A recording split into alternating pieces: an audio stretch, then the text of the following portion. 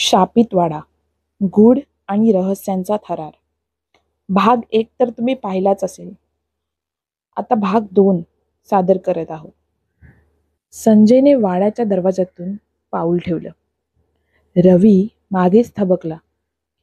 संजय, थांब, मला काहीतरी विचित्र जाणवतंय. भीतीला पोटात ठेव. इथं आलोच आहोत तर काहीतरी पुरावा घेऊन जाऊच. संजयने खाली डोळे झाकत म्हटलं.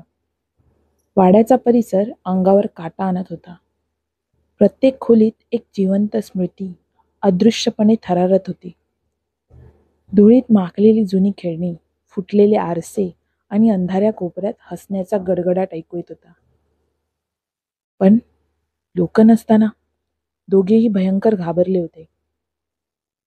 दूरच्या खोलीत एक जुना लाकडी झोपाळा हलत होता. रवीची मान स्वयंचलितपणे झोपाळ्याकडे वळली. तिथं कोणी बसलंय का? संजयने टॉर्चचा प्रकाश रोखला.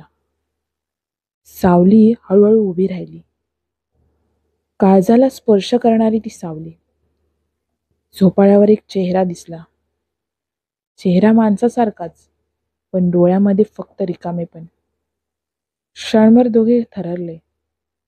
सावली झटकन अदृश्य झाली, पण झोपाळा स्वतः हळूहळू पुढे मागे हलू लागला. हवेत कुजलेल्या फुलांचा वास आणि ओल्या मातीचा गंध मिसळून आला होता. संजयने खोलीत पाय ठेवले. त्याला पायाशी एक जुनी वही सापडली. तिच्यावर काळ्या शाईत लिहिलं होतं, माझं शेवटचं वचन, वाचू नका. रवीने भीतीने वही उचलली. संजयने बोट फिरवलं. पाने ओली झाली. थरथरती वाटली. तो वाचू लागला. आज मी इथे अडकलेलो आहे. मी कितीही प्रयत्न केले तरी बाहेर पडू शकलो नाही. आता तुम्हीही तेच करत आहात. या वाड्यातील सावल्या तुमच्यावर लक्ष ठेवतात. जे एकदा अडकतात त्यांचं शरीर आणि आत्मा हळूहळू या भीतीदायक खेळात विलीन होतात आणि बाहेर जाण्याचा मार्ग फक्त एक स्वप्न म्हणून राहतो. वाचताना संजयच्या तोंडचा आवाज जड झाला. वहीतून एक काळसर द्रव उतरू लागलं. हळूहळू त्यांच्या पायाला विळखा विणत होतं. रवीने भीतीने वही फेकली. संजय, नको हे सगळं, परत जाऊ.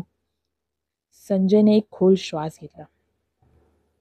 आपण परत गेलो तर लोकांना सांगू शकणार नाही तर काय आहे. इतक्या वरच्या मजल्यावर जोरात पावलांचा आवाज आला. कोण आहे वर? रवीचा घसा कोरडा झाला. संजयने पाहिलं. आता झोपाळा थांबला होता. शांतता होती, पण मृत्यूच्या कुशीतली शांतता. पावलांचा आवाज पुन्हा घुमला. संजयने ठरवलं, आपण वर जाऊन पाहू. पायऱ्या चरचरल्या. ते दोघं वर पोचले. दार अर्धवट उघडं. आत अंधार, पण हळूहळू त्यात एक आवाज आला. जणू काही कोणीतरी त्यांच्या मागे उभा आहे. संजयने वाकून पाहिलं. तेवढ्यात खिडकीचं पडदं हवेत उडालं आणि टॉर्चच्या प्रकाशात एक चेहरा दिसला. माणसासारखा, पण फक्त डोकं हलत होता. डोळे रिकामी आणि हसू गळून गेलेलं. रवी किंचाळला. आवाज बंद झाला नाही. त्याच्या कानात फुसफुसाट सुरू झाला. आता तूही इथेच अडकशील. दोघांचे श्वास हळूहळू तुटत होते. हवेत मृतकांच्या श्वासाचा गंध मिसळत होता. त्यांना माहीत नव्हतं, पण त्या रात्रीच्या त्या खोलीतल्या रहस्य फक्त त्यांचं नाही तर त्यांच्या आत्म्यालाही अडकवणार होतं. संजय आणि रवी दुसऱ्या खोलीत गेले. त्या खोलीत पाऊल टाकल्यावर आता त्यांना एक विचित्र थंडी जाणवू लागली. पावसाचा आवाजही आता दूर सारखा वाटत होता. जणू वाड्याने त्यांना बाहेरच्या जगापासून वेगळं करून टाकलं होतं.